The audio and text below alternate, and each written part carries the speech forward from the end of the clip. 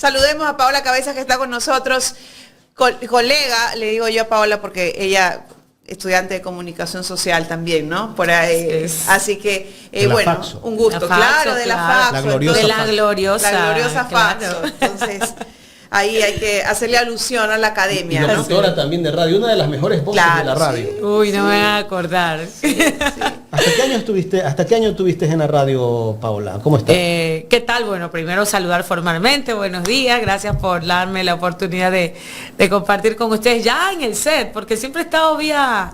Usted no ha querido venir. Pues, no, pero es que usted sabe, uno vive lejos, uno vive en el norte, en la bella Esmeraldas, y cuando vengo por Guayaquil, pues bueno, oportunidades como estas se aprovechan para poder estar cerca. Pues sí, a ver, mi último programa de radio... Radio Disney, ¿no? No, pero después hice radio. Estuve, creo, en Élite, estuve haciendo un programa con una gran amiga, con Carolina Piper. Hicimos un magazine que teníamos allí. Luego, yo creo que fue el último programa que hice en Radio Élite, después que salí de Disney. Pero luego de Disney estuve en otra radio, Radio Corazón, creo que era una radio del grupo de RTS, de Central de Radios. ¿De ahí fuiste a la televisión? Claro, pero yo estaba en RTS como voz institucional y ahí también trabajaba en Radio Corazón, que no sé si todavía exista esa radio, no sé si... No existe, creo ya. Ya no existe, bueno. Seguramente tiene otro nombre. Seguramente tiene otro nombre, sí, pero estuve en esa radio, que era un proyecto que empezaba, era una radio pop, romántica, algo así. Es lo último que me acuerdo. Y ya pues... ¿Qué extrañas de la profesión? Todo, pero sabes que yo extraño la radio antigua. O sea, por ejemplo, este tipo de radio en donde, hermano, me haces madrugar, pues tengo que madrugarme, peinarme, arreglarme para venir acá y no verme mal, pues. Lo que pasa es que ahora, mira, ahora con las redes sociales yo creo que una de las cosas que más vende es la naturalidad. Sí. ¿No? Entonces es importante, ¿no? Sí, y que bueno, no, pues yo iba a la radio como me daba la gana, pues yo al menos cuando trabajaba en Radio Disney, yo hacía el programa de la noche, solo baladas, que era de 10 de la noche a 2 de la mañana. Yo iba en pijama, pues iba con mi litro de café, yo llevaba mi almohada, yo armaba todo el escenario para trabajar. Entonces eran otras cosas, porque ahí no había cámaras, la gente te imaginaba alta, no sé, se imaginaban cosas de los locutores, pero bueno, ahora obviamente la tecnología y la radio sucumbió a la tecnología, entonces bueno, ahora ya la gente sabe que los locutores son o gorditos o bajitos, bueno, en fin, esas cosas. Sí. Sin duda. Cambió el escenario, ¿no? Cambió el escenario, Paola, y estás en otro escenario ya desde hace algún tiempo. Entremos un poco en materia. Bueno, estamos ya en época, tenemos que decirlo ya, electoral, ¿no? Si tenemos un presidente que creo que ha vivido en campaña desde que ingresó. Estamos en época electoral. Y bueno, y Paola Cabezas ha sido pues considerada, va de segunda a la Asamblea Nacional. Primero un poco, ¿no? ¿Cómo está conformado, cómo se conforma este nuevo grupo de asambleístas? ¿Cuál es la visión que tienen ustedes para estas nuevas elecciones?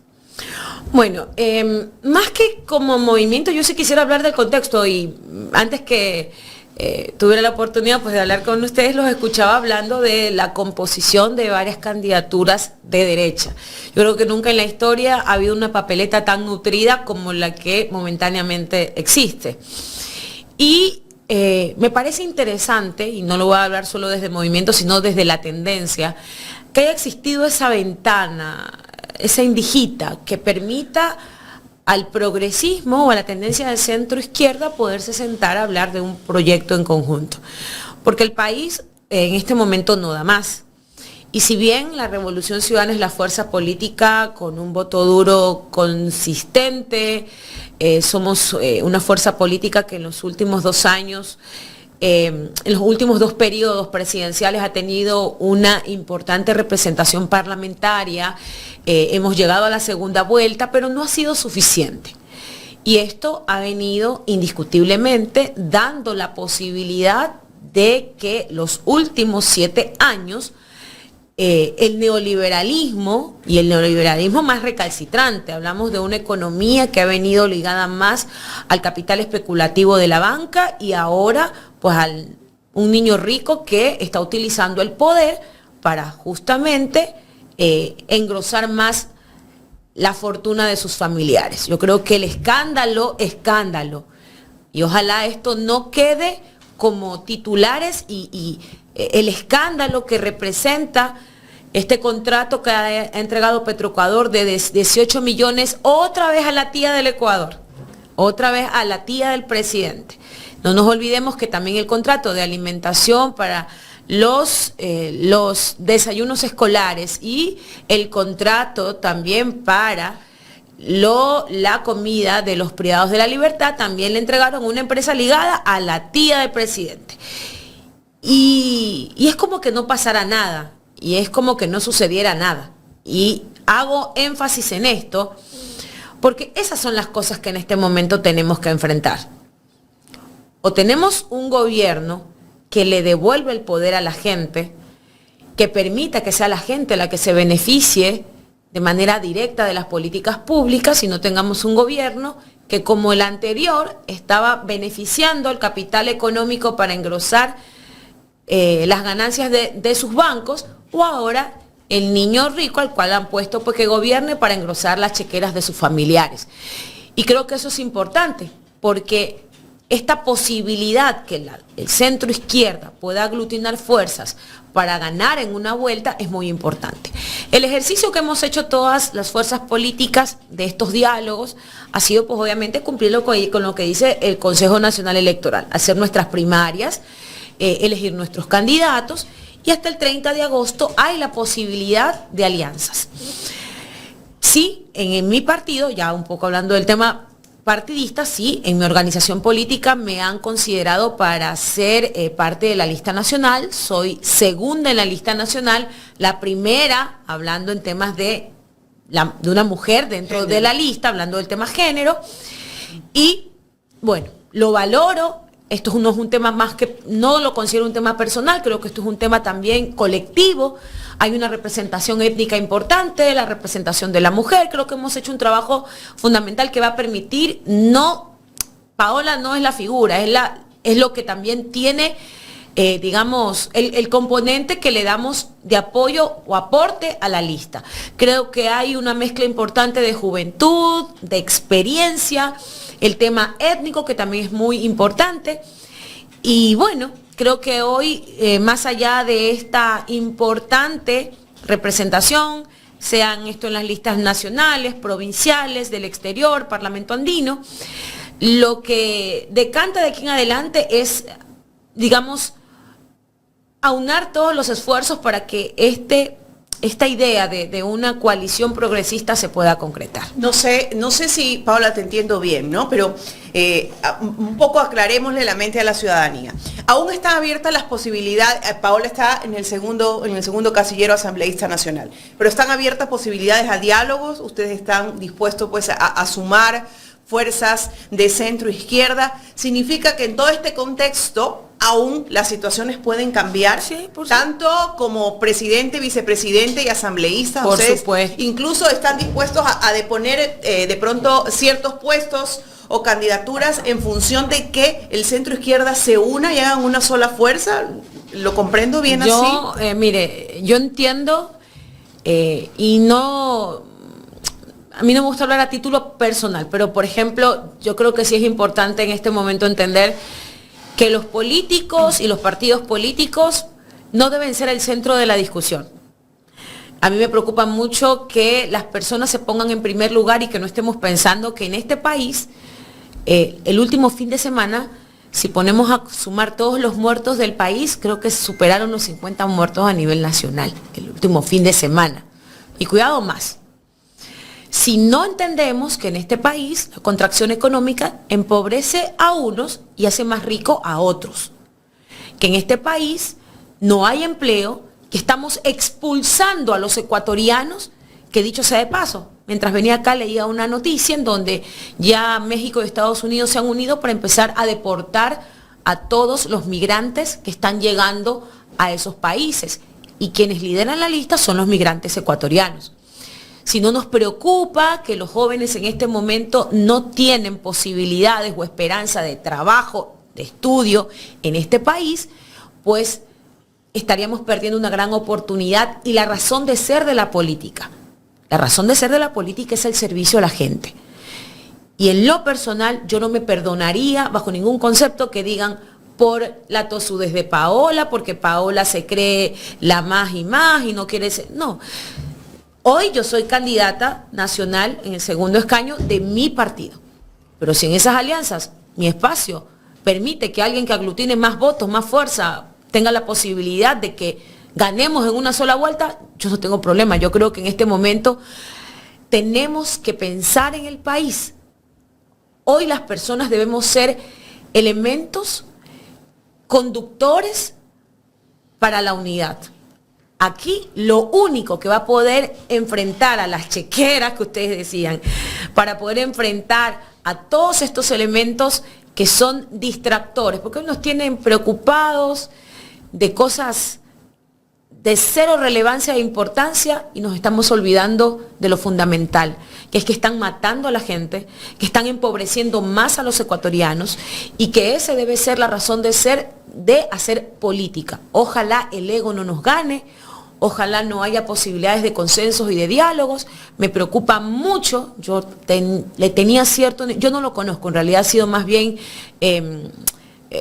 por sus expresiones públicas, me parecía una persona completamente clara. Yo no quiero que esto se vaya a degenerar porque cada quien, pero por ejemplo, la posición que ha tomado uno de los precandidatos a la presidencia, que también estaba dentro de esta coalición de izquierdas, me tiene infinitamente decepcionada, porque liderazgos populares y emergentes. ¿De quién se trata? No voy a nombrarlo, usted sabe de quién se trata porque no vamos a profundizar en ese tema. Uno también pero a ver, sí se trata de Pedro Granja y se trata de lo que ha pasado. Pero la pregunta es general, no especifiquemos a Pedro Granja porque hay muchos candidatos de izquierda. Pero, por ejemplo, Paola, ¿cómo vemos cuando hay personajes o partidos que se resisten de una u otra forma a esa unión? Ahí, ¿qué pensamos? ¿Quiénes se resisten? ¿Qué podemos pensar? ¿Quiénes se resisten? Personajes como estos que de una u otra forma están representando por eso, a una izquierda. A eso me refería. ¿Qué se hace en ese caso, por ejemplo? Yo por eso digo, y hago un llamado a que entendamos cuál es el enemigo, cuál es el adversario a vencer. Yo creo que eso es importante. En una guerra, uno tiene que definir cuál es el enemigo. Y para enfrentar ese enemigo, hay que plantearse una estrategia, sumar apoyos logísticos, todos estos temas que están más... Es evidente que aquí tenemos que hacer una estrategia para enfrentar al enemigo o al adversario, para no hablar de enemigos, hablemos del adversario. Entonces, hay obviamente una ambivalencia ahí, siento como que hay...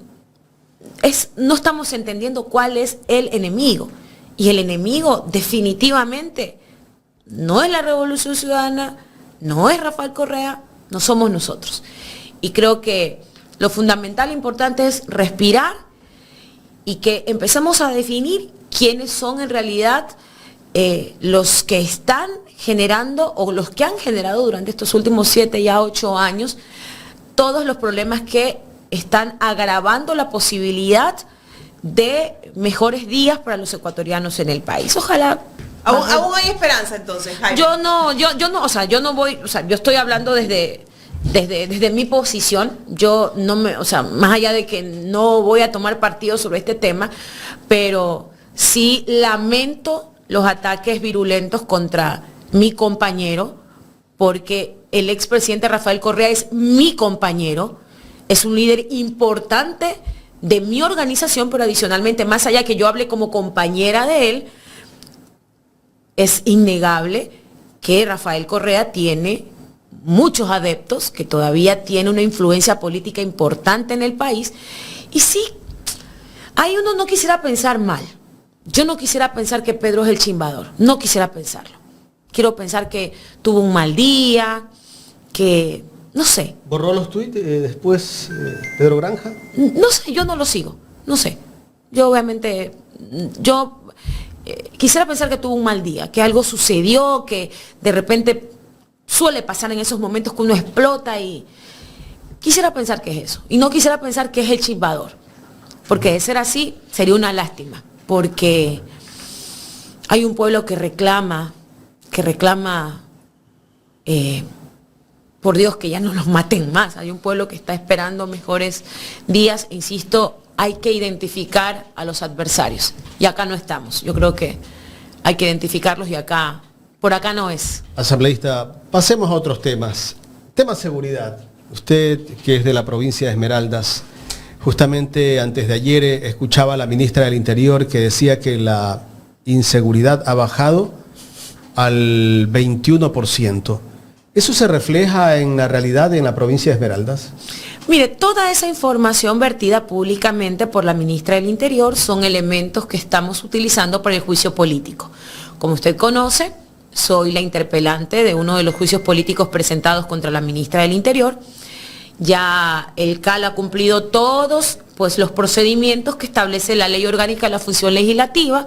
Estamos solamente esperando, estamos obviamente en un receso legislativo que hace porque los tiempos se congelen, no podemos avanzar, pero luego que ya retomemos la tarea legislativa, a partir del 2 de septiembre se reactivarían los plazos y entendería, de acuerdo al cronograma, el 7 de septiembre nos tocaría practicar la prueba. Todos los elementos que hemos adjuntado para poder demostrar los incumplimientos de la ministra del Interior. Y estos son clarísimos. Yo creo que hay un mundo paralelo en donde el presidente de la República, su ministra y todos los encargados del Frente de Seguridad creen que viven en bienestar. Y yo debo suponer que si están rodeados de 20 policías, 30 militares y tienen tantos cordones de seguridad, para ellos eso es sentirse seguros. Y estoy convencida que ese es el escenario, la lectura que ellos tienen sobre la seguridad. Pero es indiscutible que lo que está pasando en otros territorios es distinto. Si bien en Esmeraldas han disminuido las muertes violentas, yo siempre digo que esta es una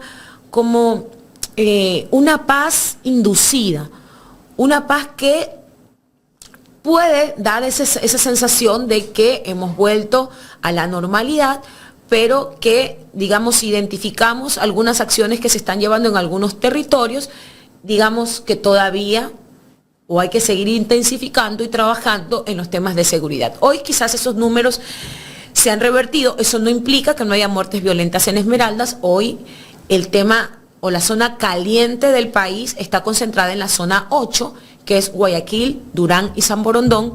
Son, digamos, las zonas en donde la Policía Nacional o este Frente de Seguridad no ha logrado tomar control. Y si ustedes pueden ver, los últimos hechos violentos se han concentrado en esta zona. En Esmeraldas, insisto, han reducido, pero esto no implica de que no hayan, obviamente, hay una percepción de seguridad, pero vuelvo y repito, puede ser inducida.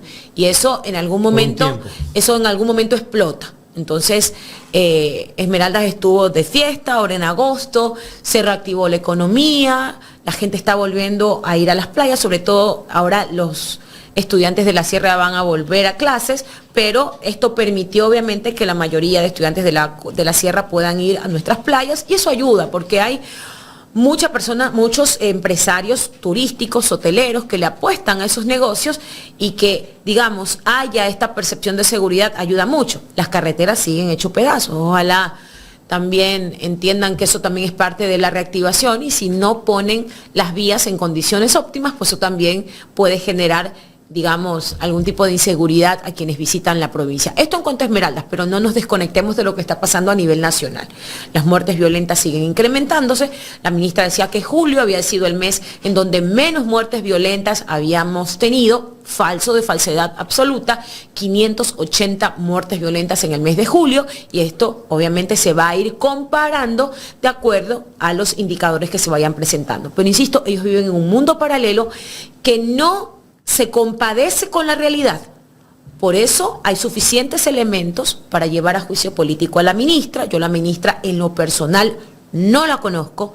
Nosotros no tenemos ningún tipo de retaliación política porque cada vez que se llama a algún ministro para que rinda cuentas a la Asamblea, dicen que esto es persecución, retaliación, que no los dejan gobernar. Y por ahí no va. Yo creo que el mismo hecho de que los ciudadanos sientan que no viven en un país seguro le debe generar a la ministra alguna preocupación. no es Paola ministra, no es la Asamblea. Entienda que estamos en un país en donde hemos superado todos los indicadores de lo que no se debe hacer. Luego de Ecuador ser el segundo país más seguro, de ser el país con mejores carreteras de la región, de ser el país que más sacaba de la pobreza a los ecuatorianos, de ser el país que daba pasos agigantados en inversión, en educación. Yachay, el referente. Hoy leía también con muchísima satisfacción cómo profesionales de Yachay en su mayoría están insertados laboralmente por la formación que se dio en esa universidad, pero parece que para quienes quieren a la educación como mercancía para lucrar, no les conviene que universidades como Yachay estén vigentes. Esa es la realidad. Y ojalá que en este juicio político, que dicho sea de paso, fue apoyado por 41 firmas de varias fuerzas políticas de la Asamblea Nacional, Partido Social Cristiano, Construye, Independientes y obviamente también compañeros de la Revolución Ciudadana, que esto tiene una lectura muy importante. No es un juicio político que circunscribe mi bancada, es un juicio político que tiene una respuesta institucional por parte de la Asamblea Nacional. ¿Y por qué? Porque nosotros hemos dado todos los elementos para que el gobierno pueda gobernar. La ministra dijo que necesitaba, es más, ella hizo abierta campaña para que se aprobara el incremento de los 3 puntos del IVA, porque de allí iban a sacar recursos para la seguridad. Ella lo dijo. Por favor, ecuatorianos, solo son 3 puntitos, porque esa plata la vamos a invertir en seguridad. ¿Dónde está el billete, ministra?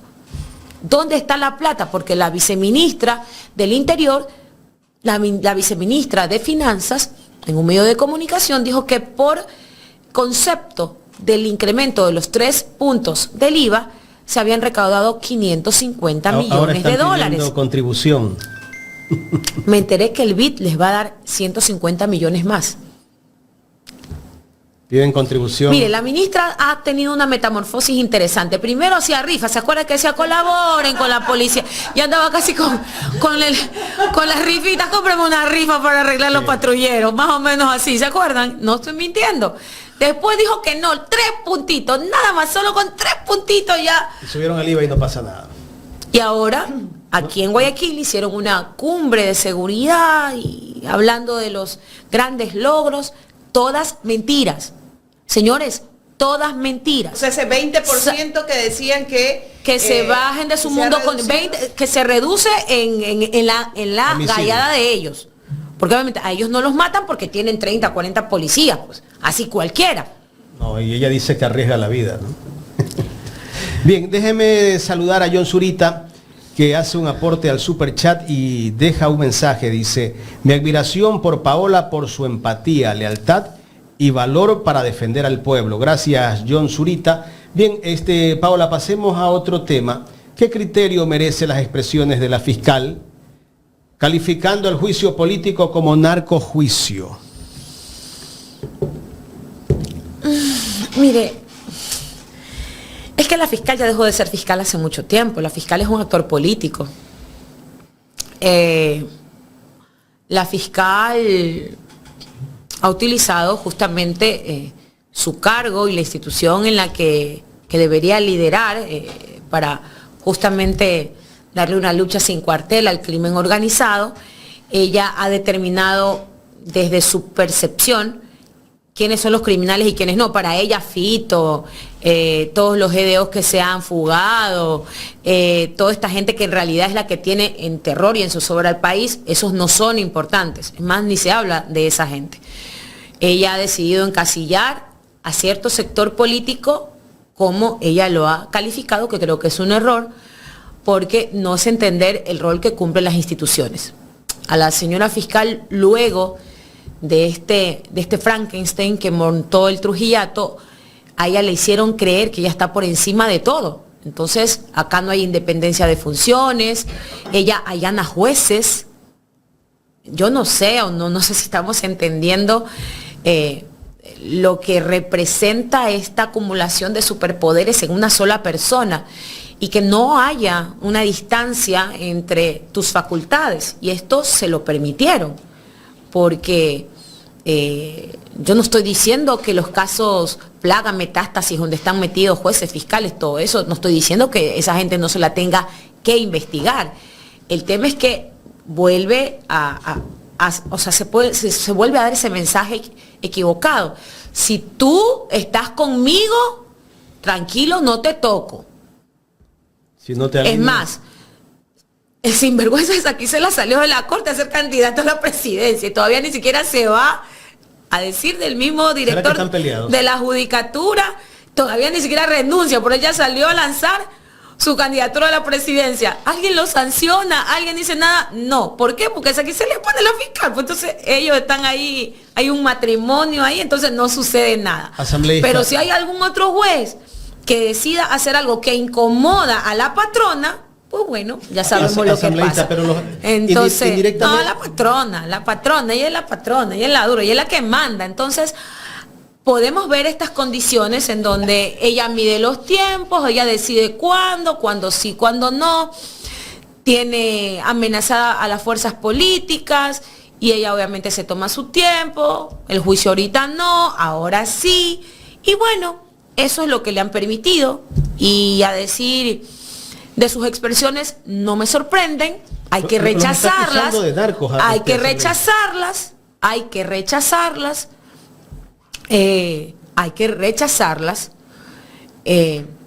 pero es evidente que allí no hay una respuesta de una representante de una institución a otra institución. Es una política dando una respuesta política, deslegitimando una acción política, porque no es jurisdiccional, que se entienda. Es un tema de control político.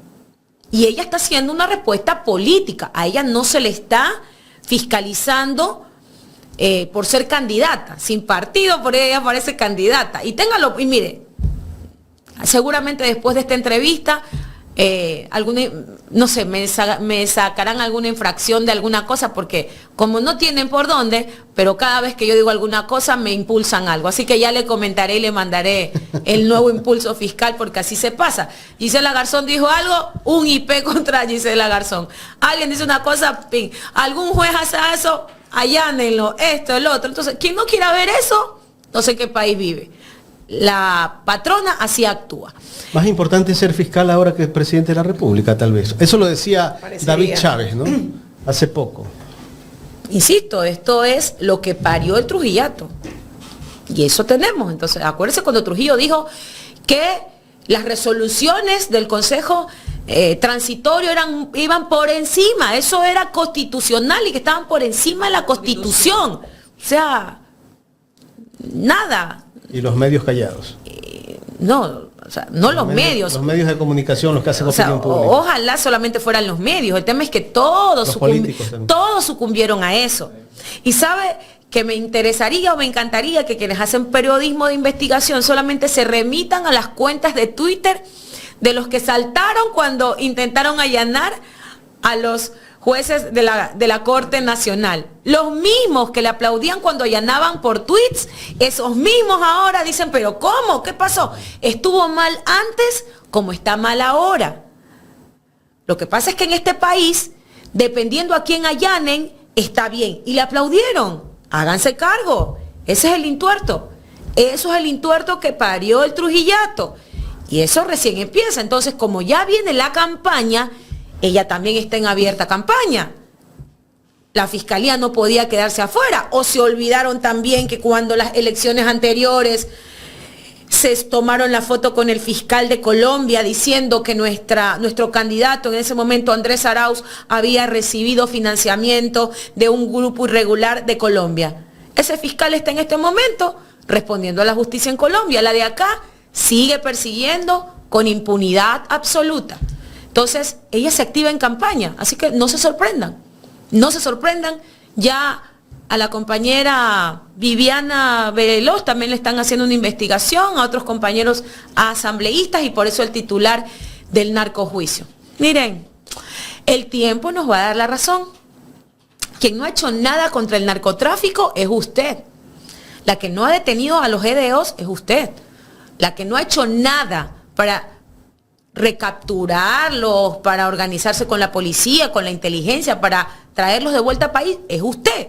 Usted y el gobierno, que deberían estar haciendo ese trabajo que está haciendo el Ministerio del Interior en coordinación con usted, con la inteligencia para recapturar a los GDO. Entonces, yo creo que el país la tiene clara. Quien no hace nada por los narcotraficantes para traerlos de vuelta y meterlos a la cárcel es la patrona. No tiene nada que ver la Asamblea. Sabemos que esta ha sido la tónica durante estos últimos tiempos, atacar, atacar y atacar, pero insisto, ella no lo está haciendo como fiscal, lo está haciendo como política. Y si ella hace acusaciones políticas, no se ponga brava. Obviamente la diferencia es que nosotros no podemos hacer nada porque usted, a los ataques políticos que usted misma hace, usted responde con una IP, o responde con allanamientos, o responde con meter preso a la gente. Entonces, la diferencia es que acá hacemos respuestas políticas. Esto no es personal, es político. Pero si ella hace ataques políticos, pues también tendrá que responder políticamente. Paola, queremos agradecerte por haber venido de manera presencial esta vez acá a Ecuador en directo. Paola, un seguidor me escribe y me dice, dígale por favor a Paola que termine con su frase icónica. Noboa, eres un accidente de la democracia. La voy a patentar. Así que la voy a patentar. De manera efusiva que lo dijo en la asamblea. Eso, no, pero es que eso ya no se repite. Esa ya no se repite. Ya no la puedo decir. Con el mismo amor que la dimos ese día, ya no se puede. Hay un montón de accidentes, no solamente él. Ay, Dios mío. Si nos empezamos a identificar. Gracias, Paola. Gracias por esta oportunidad. Un lindo día.